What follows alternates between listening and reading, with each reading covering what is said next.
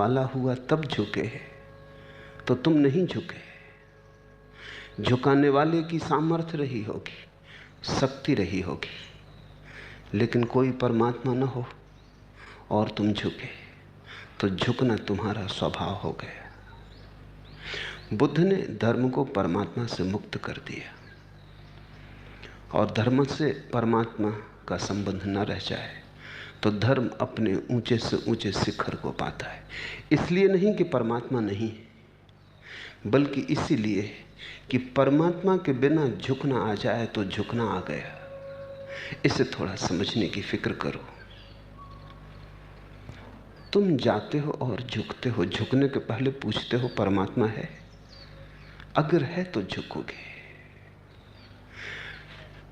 परमात्मा के सामने झुकते हो तो इसलिए कि कुछ लाभ, कुछ लोभ, कुछ भय, कुछ भविष्य की आकांक्षा, कोई महत्वाकांक्षा काम कर रही है। परमात्मा कुछ दे सकता है इसलिए झुकते हो, लेकिन झुकना तुम्हारी फितरत नहीं, तुम्हारा स्वभाव नहीं। बेमन से झुकते हो।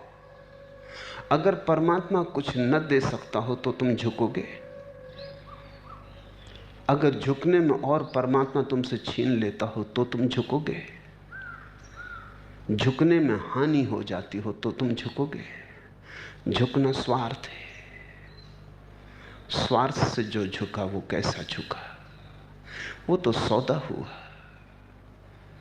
व्यवसाय हुआ। ऐसे तो तुम संसार में भी झुकते हो।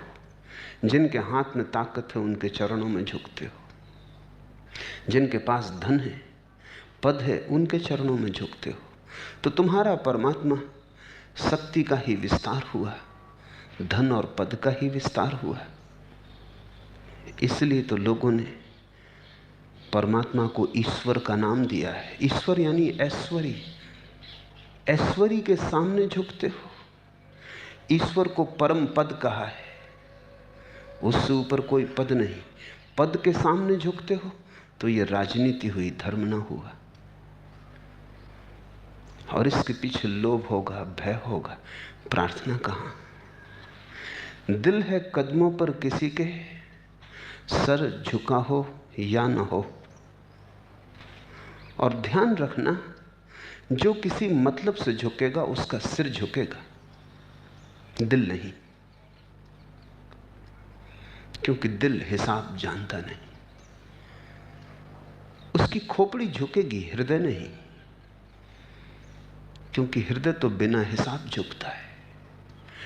हृदय तो कभी उनके सामने झुक जाता है जिनके पास न कोई शक्ति थी, न कोई पद था, न कोई ऐश्वर्य था।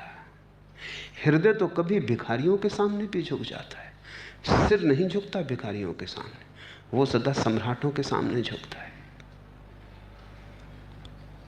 हृदय तो कभी फूलों के सामने झुक जाता है। कोई शक्ति नहीं, कोई सामर्थ्य नहीं, क्षण भर है।